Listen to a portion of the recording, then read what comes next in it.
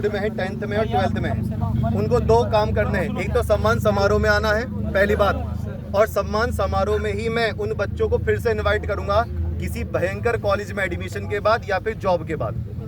और ये सोचिए, आप 10th और 12th के बाद टॉपर बनते, बहुत अच्छी बात है, आप अच्छी परसेंटेज लेकर आते, बहुत अच्छी बात है, ये होना भी चाहिए, आगे इंटरव्यू में भी पूछेगा और आपकी जनरेशन भी पूछेगी। पर लेकिन इसके बाद क्या? 12th में मान लीजिए चलो आप 90% लेकर आ गए, बहुत अच्छी बात है, शानदार है, आप डिस्ट्रिक्ट टॉप कर दिया आपने। अब उसके बाद क्या सोचा है? यहाँ जितने भी बच्चे हैं, कोई ऐसा बच्चा है नहीं जो करोड़ रुपए से खेल रहा हो। मीडियम क्लास फैमिली है, मीडियम क्लास फैमिली से नीचे भी है।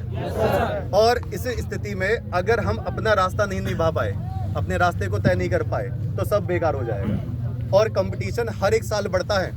पहले सीजीएल को कोई नहीं जानता था, एसएससी सीजीएल को, उसका ऑफलाइन फॉर्म भरा जाता था, ऐसे भर के पोस्ट किया जाता था। एनडीए का जो फॉर्म भरा जाता था वो डाकिया लेकर आता था, हमारा एडमिट कार्ड, कोई नहीं पता थी। अब हर एक बच्चे के जबान पर क्या होता है, एनडीए ऑनलाइन हो गया, 10 गुना कंपटीशन बढ़ा है। अब 10 गुना कंपटीशन बढ़ा कौन रहा है? पढ़ने लिखने वाला बच्चा, एक नंबर की बात है। तो इसलिए मेहनत अभी से ही करनी पड़ेगी। अब बोर्ड एग्जाम की जरा बातें कर लेते हैं। देखो 2-3 डाउट जो हमारे पास सबसे ज्यादा आते हैं। एक तो पढ़ा हुआ भूल गए, ठंड हो रही है, पढ़ने में मन नहीं लग रहा, ये हाँ, यही वाली बात। तीसरा डाउट नींद आ गई। अच्छा, चौथा डाउट पता क्या होता है? किताब खोलते ही गए नींद आती है। 2 सब्जेक्ट से तो पता नहीं बच्चों का क्या है, केमिस्ट्री और फिजिक्स के न्यूमेरिकल ना हो रहे, केमिस्ट्री के, इसका भी बता रहा हूँ, इसका भी बता रहा हूँ। देख लो, अगर सुनिए, अगर बोर्ड एग्जाम में सुनिए बोर्ड एग्जाम में अगर कोई बच्चा डिस्ट्रिक्ट टॉप करता है तो सरकार की तरफ से, यूपी सरकार की मैं खासकर बात करूं, तो उनके हिसाब से 1 लाख प्लस यानी 1.5 लाख प्लस का आपका वो होता है, छात्रवृत्ति ही मान लो उसको, इनाम मैं नहीं कहूँगा। और उसके बाद भी अगर कहीं भी कमी हो जाती है, डिस्ट्रिक्ट टॉपर में 1, 2, 3 रैंक, तो आपके आगे आने वाले कोई भी कंपटीशन का एग्जाम है, मान लो आप सीजीएल की तैयारी कर रहे हो, आप सीएचएसएल की तैयारी कर रहे हो, वो कंपटीशन का एग्जाम वाला कोर्स वो हम फ्री करा के देंगे। पर लेकिन इस बात को ध्यान रखना, ऐसे पिछली बार बहुत हुआ, 10 बच्चों ने कोर्स खुलवा लिया, पढ़ा नहीं, तो वो 10 जो बैच खुलवाए हैं वो उन गरीब बच्चों को जा सकते थे।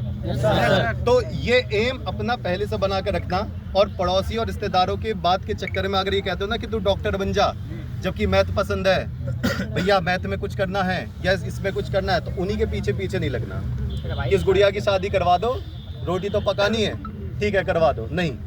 अगर आपके अंदर गट्स है, अगर आपके अंदर है बनने का जुनून, पिछले 5 सालों में सबसे ज्यादा लड़कियां नीट क्रैक कर चुकी हैं, सबसे ज्यादा लड़कियां, और लड़के सबसे ज्यादा आईआईटी क्रैक कर चुके हैं। तो एक क्षेत्र में रहकर हमें गाइडेंस ही नहीं मिल पाती। इसलिए मैं कहता हूं कि गाइडेंस के साथ साथ पहले से ही एम बांध लो। जिस बच्चे को डिफेंस में जाना है, किसी भी तरीके से, एयरफोर्स में जाना है, एनडी के थ्रू जाना है, आर्मी में जाना है, बीएससी नर्सिंग करनी है, कुछ भी करना है, वो पहले से ही बांध के चल लो। पेपर खत्म होने के बाद, रिजल्ट आने के बाद मैं टॉप करूंगा तो मैं नीट की तैयारी करूंगा। आपसे कम से कम 1.5 लाख बच्चा आगे बैठ गया। पता है क्यों?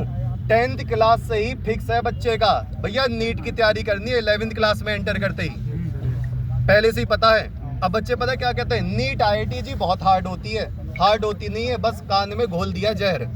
मीडियम क्लास फैमिली और उनसे नीचे वालों को पीछे करके दिया, भैया बहुत सारा महंगा फीस लगती है और बहुत ज़्यादा हार्ड है, तुम पे नहीं हो पाएगा। लेकिन आगे आने वाले 2 सालों के आसपास देख लेना, वही झुग्गी झोपड़ी से बालक आईआईटी का निकलेगा। पटना बिहार, वहाँ पर हर सुपर 30 आनंद कुमार जी का बैच चलता था, वहाँ पर 30 बच्चे हर साल देते थे। वो कौन बच्चे थे पता है? जिनके जेब में 50 रुपए नहीं होते थे। और आप सबको गाइडेंस अगर मिल रही है तो उसको अपनाओ। मैं फ़ोन की बातें कर रहा हूँ, फ़ोन बहुत ठीक चीज़ है, लेकिन अगर 2-3 चीज़ों की आदत डाल दी, देख लो फ़ोन मेरी जेब में था, अभी पिछले 1.5 घंटे से फ़ोन नहीं निकाला, और जबकि अभी भी उठा के देख लूँगा 3,500 मैसेज कॉल हैं। उसमें इम्पोर्टेंट वाली भी हैं। आप सब सेल्फी खींच दो, बहुत अच्छी बात है, कोई दिक्कत नहीं। फ़ोन से फ़ोटो खींच दो, बहुत अच्छी, लेकिन इसका करोगे क्या? पॉपुलैरिटी का क्या करोगे? एक बार बताओ।